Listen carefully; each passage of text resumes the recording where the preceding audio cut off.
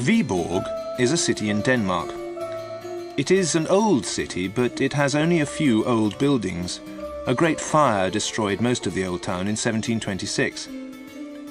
Mr. Andersen was writing a book on the history of Denmark. He went to Viborg in 1891. He wanted to study the history of the town. He stayed in an old building in Viborg, the Golden Lion Inn. The inn was nearly 350 years old. Andersen asked the landlord for a large room. The landlord of the Golden Lion showed him two rooms, room number 12 and room number 14. There were 3 large windows in each room. The windows looked onto the street. Andersen chose room number 12. In the evening, Andersen went downstairs for supper. He saw a blackboard. The names of all the guests were written on the blackboard. Andersen saw that the inn was full. There were no empty rooms.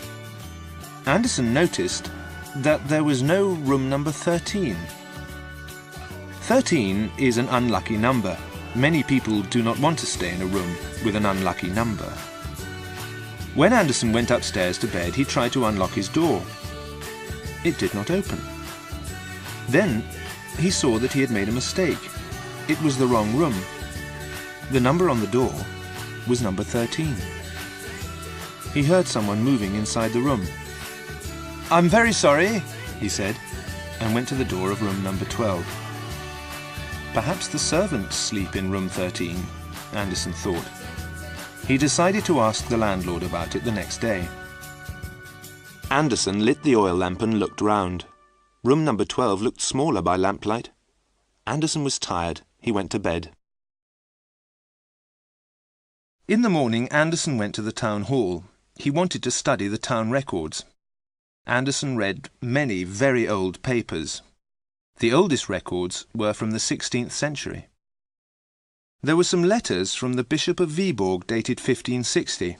The bishop had owned 3 or 4 houses in the city. He had rented a house to a man called Nicholas Franken. The townspeople of Viborg did not like Nicholas Franken. Some people wrote to the bishop to say that Franken was a bad man. They said that Franken was a magician. They wanted Franken to leave the city. The bishop said that Nicholas Franken had done nothing wrong. He did not believe that Franken was a magician. It was time for the town hall to close. As Andersen was leaving, the town clerk spoke to him. "I see you are reading about the bishop and Nicholas Franken," the clerk said. "I am interested in them, but I do not know where Franken lived. Many of the town records were burnt in the Great Fire of 1726. Andersen thanked the clerk and went back to the Golden Lion. He wanted to ask the landlord about room number 13, but the landlord was busy. Andersen went upstairs and stopped outside the door of number 13. He heard someone inside the room. The person was walking around and talking in a strange voice. Andersen went to his own room. He decided that number 12 was too small. He decided to ask the landlord for a large room. Also, he was angry because his suitcase was missing. It had been on a table beside the wall. Both the table and the suitcase had disappeared. Perhaps the landlord had moved the suitcase to a storeroom. Andersen wanted it back. It was too late to call the landlord. Andersen went to the window and lit a cigarette. He looked out of the window. There was a tall house on the opposite side of the street. The lamp was behind him. He saw his shadow on the wall of the house opposite. The person in room 13 was also standing at the window. Andersen saw a second shadow on the wall of the house opposite. This second shadow was strange. The person in room 13 was wearing a tall, pointed hat. Also, the light from room 13 was red. The light was the colour of blood. Andersen opened the window and put his head outside. He tried to see the person in the next room. He saw the sleeve of a long white coat. That was all. The person in room 13 suddenly moved away from the window. The red light went out.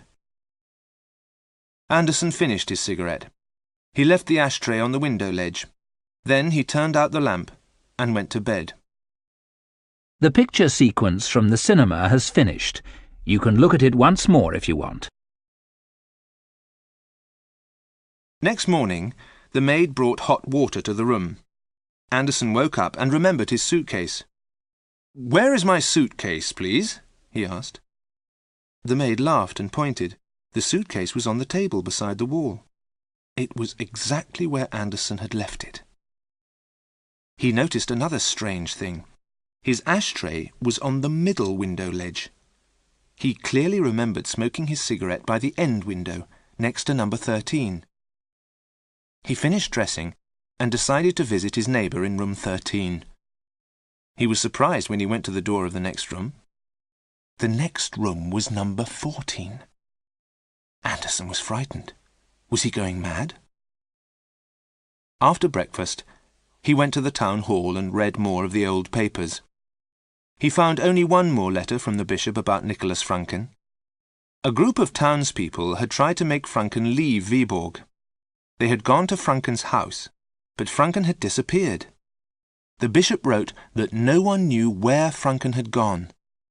That was the end of the matter. That evening, Anderson spoke to the landlord of the Golden Lion Inn. "Why is there no room 13 in the inn?" he asked. "Many people won't sleep in room number 13, the landlord replied.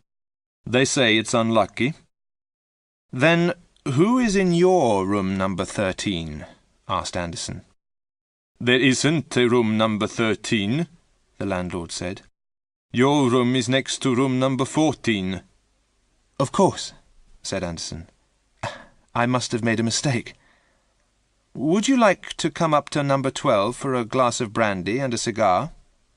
"I'd like to very much," said the landlord.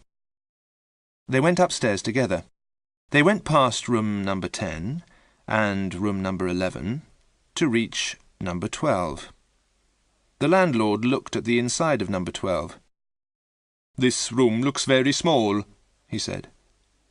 Anderson poured 2 glasses of brandy. Both men lit cigars. Anderson opened the window to let out the smoke. There was a red light and a shadow on the wall of the house opposite. The light came from number 13. The shadow was dancing wildly, but there was no noise.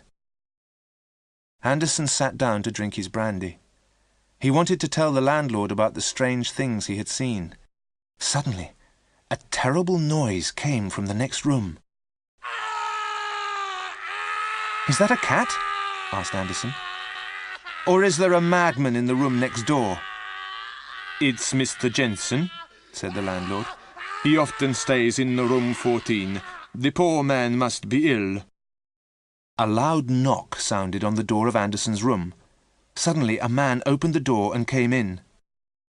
"Please stop that terrible noise," the man said. "Mr. Jensen," the landlord said. "We thought you were making the noise." The 3 men looked at each other for a moment. Then they went out quickly into the corridor. The noise was coming from the door of room number 13. The landlord banged on the door and turned the handle. The door was locked. "I'll bring men to break the door down," the landlord shouted and ran down the stairs. Jensen and Anderson stood outside number 13. The noise inside the room became louder and wilder.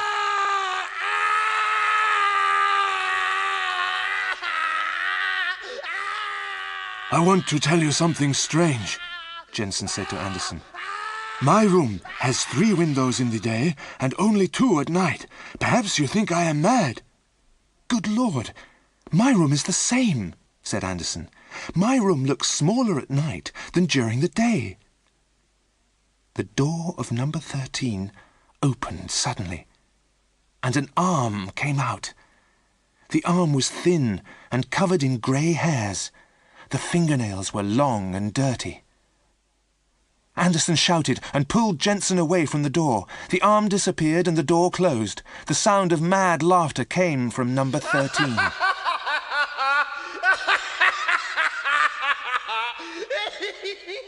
The landlord brought 2 men up the stairs. The men had axes in their hands. They swung their axes against the door of number 13. Suddenly, the men cried out and dropped their axes. They had hit a wall. The door of number 13 had disappeared. In the morning, workmen pulled up the floor between rooms 12 and 14. Under the floor, they found a box. There were old papers inside the box. Anderson thought that the papers belonged to Nicholas Franken, the man who had disappeared in 1560. No one was able to read the writing on the papers. It was in a strange language. The writing was brown. The ink looked old. But Anderson did not think it was ink. He thought the papers were written in blood.